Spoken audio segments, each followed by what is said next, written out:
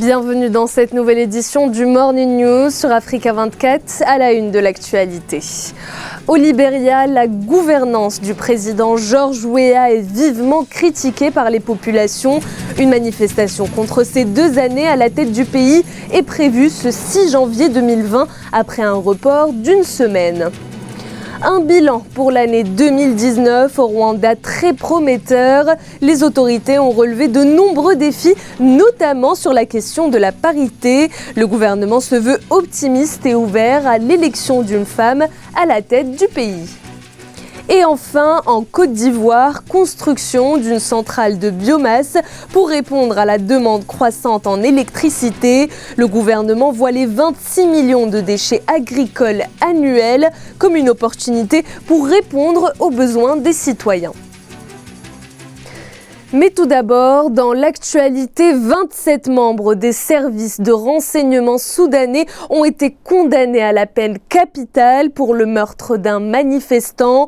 L'affaire date du mois de janvier 2019. La victime, un enseignant de 36 ans, Ahmed Al-Khair Awad, a pris part à une manifestation anti-régime.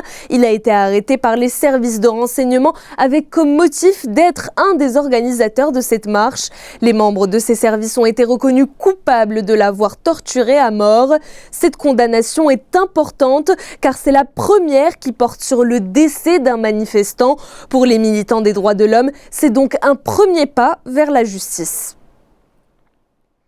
Au Libéria, le président George Weah fait face à des difficultés. Une manifestation organisée par le Conseil des Patriotes se tiendra le lundi 6 janvier 2020. Un rassemblement avec comme objectif d'exprimer la colère de la population par rapport à la gestion du pays par le chef d'État George Weah, élu au suffrage universel le 26 décembre 2017. Quel est donc le bilan de cet ancien sénateur après 2 ans à la tête du pays? Élément de réponse dans ce sujet de Marcel Farba-Maoun. Décembre 2017, plusieurs chantiers attendaient le futur chef de l'État du Libéria, qui devait succéder à la présidente Ellen Johnson Sirleaf. Finalement, c'est l'ancien sénateur George Weah qui arrive au pouvoir, élu le 26 décembre 2017. Le président Weah fera de la lutte contre la pauvreté sa priorité. Parmi ses réalisations, l'on note l'instauration de l'université gratuite et le lancement de grands projets d'infrastructure. L'élection de George Weah a suscité vraiment beaucoup d'espoir au Libéria. Dans un pays contrarié par les décennies de corruption, il y a eu une pratique de diversification quasiment de l'économie libérienne qui était fondée essentiellement sur l'exploitation du caoutchouc avec l'entreprise Firestone. On voit que le secteur minier est en train de reprendre. Un bilan cependant marqué par des cas de fraude, comme l'affaire du détournement présumé de 83 millions d'euros en provenance de responsables de la Banque centrale. Pour y remédier, le président Weah s'est engagé à suivre les recommandations de bonne gouvernance ainsi qu'un programme anticorruption élaboré par le Fonds monétaire international FMI. On voit que la corruption n'a pas réellement reculé. Le clientélisme, le favoritisme dans la passation de marchés publics, avec un taux de chômage très élevé au niveau de la jeunesse, et un pays quasiment surendetté, on se rend compte évidemment que 2 années après son arrivée au pouvoir, nous sommes quasiment à la croisée des chemins. Aussi, le climat des affaires ne s'améliore pas. Selon le classement Doing Business 2019, sur 190 places, le Libéria occupe toujours la 174e et d'après le FMI, la croissance est passée de 2,5% en 2017 à 0,4% en 2019. Autant de points qui devaient être au cœur des revendications à travers une manifestation organisée par le Conseil des Patriotes ce lundi, avant son report au 6 janvier 2020. Célébration pour les 100 ans d'existence pour la ville de Mopti au Mali. Une occasion pour l'ancien président Amadou Toumani Touré de rentrer définitivement dans son pays, dans sa région natale, après 7 ans d'exil au Sénégal. L'ancien chef de l'État a profité de cet événement pour lancer un appel à la réconciliation et à l'unité au Mali. Reportage de Mokhtar Bari. La ville de Mopti célèbre ses 100 ans d'existence. L'occasion était belle pour inviter les fils de la région autour de ces festivités. Le Premier ministre Boubou Cissé et l'ancien président malien Amadou Toumani Touré, tous originaires de la région, étaient les invités spéciaux. Amadou Toumani Touré répond à l'appel lancé par ses nombreux concitoyens pour la résolution de la crise au centre du Mali. Nous ne pouvons pas laisser le Mali comme ça, ni la région de Mopti dans cette situation. À quoi est-ce que nous allons servir? Si nous ne pouvons même pas nous engager, nous retrouver, nous réunir. En proie à des conflits communautaires, Boubou Cissé et Amadou Toumani Touré se disent confiants quant à la capacité des populations à se réconcilier. Toutes ces activités qui ont fait la fierté et la renommée de Mopti ont de nos jours fortement périclité du fait de la crise sécuritaire dont la région est devenue l'épicentre. Le gouvernement que je dirige n'abdiquera pas. Je voudrais à partir de ce stade dire à mes cousins, mes neveux, qui sont derrière le fleuve, ceux qui sont dans la montagne, ceux qui sont dans le Sénon, dans le Bourgou et partout, qu'on se mette ensemble pour ramener la paix, la sérénité et la sécurité dans notre pays. Dans les prochains jours, Amadou Toumani Touré entamera des rencontres avec des personnalités de la région, mais surtout avec sa jeunesse, divisée par ces conflits entre communautés. En rappel, Amadou Toumani Touré a dirigé le pays de juin 2002 à 2012.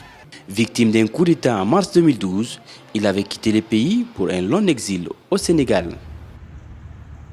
Bilan de l'année 2019 au Rwanda, une année durant laquelle les autorités du pays ont relevé de nombreux défis. 2019 aura également été l'année de la parité entre l'homme et la femme au sein du gouvernement, où près de 52% des ministres sont des femmes. Dans son discours à la nation, le président rwandais Paul Kagame a même souhaité qu'une femme soit à la tête du pays après sa présidence. Reportage de notre correspondant Fraterne Dassei Sianga. Même si la notion de parité entre les hommes et les femmes n'est pas nouvelle au Rwanda, l'an 2019 aura laissé un message fort dans ce sens. En effet, pour la première fois dans son histoire, le gouvernement rwandais est actuellement composé de 52% des femmes au Parlement et 161% de tous les parlementaires, le taux le plus élevé au monde. Si vous avez deux jambes bien portantes et que vous choisissez de marcher sur une seule jambe, vous n'irez pas aussi loin que la personne qui marche avec les deux jambes qui sont bien portantes. Donc, il faut que les femmes et les hommes puissent participer de façon active au développement du pays à partir de la famille, comme je l'ai dit. Il faut que toutes les lois prennent en considération l'aspect genre, et même le budget que nous votons, qu'il tienne compte des besoins aussi bien des hommes que des femmes, aussi bien des jeunes filles que des jeunes garçons. En novembre 2019, le Rwanda a accueilli le Forum mondial sur le genre, le premier du genre à avoir lieu en Afrique. Et dans son discours sur l'état de la nation, le président rwandais a exprimé son souhait de voir une femme le remplacer à la tête du pays.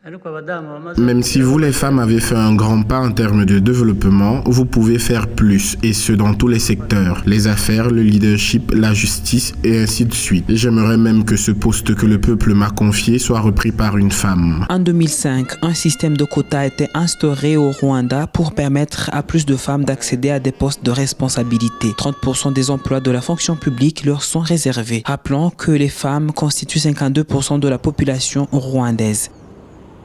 Toujours dans l'actualité, au Ghana, deuxième PIB de l'Afrique de l'Ouest, se dit prêt à rallier la monnaie ECO après la réforme du franc CFA. Le président ghanéen Nana Akufo-Addo a annoncé ce projet dans un communiqué officiel ce dimanche 29 décembre. Le pays serait donc prêt à rejoindre les 8 États membres de la zone franc CFA dans l'utilisation de l'ECO, mais avec certaines conditions comme la non-parité fixe avec l'euro afin d'adopter un régime de change profitable et flexible. Rappelons que l'UEMOA et la France ont signé le 21 décembre un accord pour une réforme en profondeur du franc CFA qui deviendra l'ECO en 2020 mais restera arrimé à l'euro. Place à l'économie avec Action, un accélérateur de croissance partagé, un projet né à Madagascar, mais qui s'étend désormais aux Comores, à la Réunion, à Mayotte, mais également dans certains pays de l'Afrique de l'Ouest comme le Sénégal et le Togo. Action Group, un opérateur 100% africain, emploie près de 5000 salariés et se développe sur 4 grands secteurs comme l'énergie, les télécommunications, les services immobiliers, les services financiers. Reportage d'Eladjin Ndiaye. Né à Madagascar, Action est un opérateur et investisseur de long terme dans le secteur des infrastructures et des services. Le groupe opère également aux Comores, la Réunion, Mayotte, mais aussi en Afrique de l'Ouest comme au Sénégal ou encore au Togo. Action Group, c'est 4 grands secteurs, les télécommunications, l'énergie, les services financiers et l'immobilier. Et Action Group s'accompagne aujourd'hui ces secteurs d'une vision qui se projette au niveau de l'innovation. Aujourd'hui, on souhaite accompagner l'inclusion financière, l'inclusion énergétique, mais aussi et surtout l'inclusion technologique des pays dans lesquels on travaille, des populations dans les pays dans lesquels on travaille. L'obtention d'une licence télécom aux Comores et la création de Telco SA en 2016 a marqué une nouvelle étape dans l'internationalisation d'Action. D'ailleurs, Action et ses partenaires ont racheté Tigo Sénégal qui devient Free. Le groupe développe également des projets off-grid en Ouganda et au Mali à travers son programme WeLight et compte se lancer dans des projets énergétiques d'envergure sur le continent. À Madagascar, le groupe a mis en place des services financiers accessibles à tous grâce à BNI Madagascar, Mvola, sans oublier l'immobilier qui est son secteur d'activité historique. Le groupe est aligné avec, je pense, les besoins du continent. Et je crois que ça, c'est un des points extrêmement importants. Notre vision est totalement alignée avec les attentes des populations, mais aussi bien avec les politiques économiques des nouveaux dirigeants du continent. Aujourd'hui, nous avons des dirigeants jeunes, des présidents de la République jeunes dans tous les pays, qui ont une vision pour les populations, qui sont dynamiques, qui sont énergiques, qui sont technophiles. Avec 800 millions de dollars d'investissement depuis 10 ans, le conglomérat malgache Action emploie près de 5000 salariés. Il affiche un chiffre d'affaires supérieur à 1 milliard d'euros en 2019. De l'électricité grâce aux déchets agricoles, c'est le défi que s'est lancé le gouvernement en Côte d'Ivoire avec la construction d'une centrale à biomasse à Aboissau au sud-est du pays. Le pays produit près de 26 millions de tonnes de déchets agricoles par an, d'où l'intérêt de cette centrale qui pourrait être effective dès l'année 2020. Une opportunité également d'employer plus de 500 personnes dans cette région. Les précisions de Victoria Sedji. La Côte d'Ivoire va produire de l'électricité à partir des déchets agricoles dès la mi-2023. Courant décembre, le gouvernement a donné son accord pour que les travaux de construction de la centrale biomasse de la ville d'Aboissau dans le sud-est débutent à la mi-2020. Le contrat de concession de ce projet gigantesque a été signé avec la société Biova Énergie. Cette installation sera la plus grande centrale d'Afrique de l'Ouest, alimentée à partir de déchets agricoles et répondra aux besoins en électricité de l'équivalent de 1,7 million de personnes par an. Le projet va traiter 400 000 tonnes de biomasse par an pour une capacité de 46 MW.